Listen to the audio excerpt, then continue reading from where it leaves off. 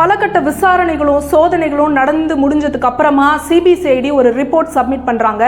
அதுல நாங்க இதுவரைக்கும் பல பேரை விசாரிச்சிட்டோம், அதன்படி இது கூட்டு பாலியல் வன்கொடுமையா இருக்க வாய்ப்பில்லைன்னு தெரிய வந்துச்சு. சஞ்சய் ராய்ங்கிற இந்த ஒருத்தன் தான் இந்த கொடூர சம்பவத்தை பண்ணியிருக்கான். அதுக்கு சாட்சியா இறந்து போன பயிற்சி டாக்டரோட கைவிரல், நகை இடுக்குல இருந்த தோல் சஞ்சய் ராயோட டிஎன்ஏவோட மேட்ச் ஆகிருக்கணும். அதே மாதிரி இறந்த பெண்ணோட உடல்ல, கழுத்துல, மார்பில் பைட் மார்க்ஸ் இருக்கிற இடங்கள்ல நடத்தப்பட்ட ஸ்வாப் டெஸ்ட்லயும் சஞ்சய் ராயோட டிஎன்ஏ தான் மேட்ச் ஆகிருக்கணும். எல்லாத்துக்கும் மேல அந்த பெண்ணோட பிறப்புறுப்புல இருந்து எடுக்கப்பட்ட சீமன்லயும் சஞ்சய் ராயோட டிஎன்ஏ மட்டும் தான் மேட்ச் ஆகிருக்கணும் அந்த ரிப்போர்ட்ல சொல்லப்பட்டிருக்கு. இந்த இடத்துல நமக்கு ஒரு சந்தேகம் எழலாம்.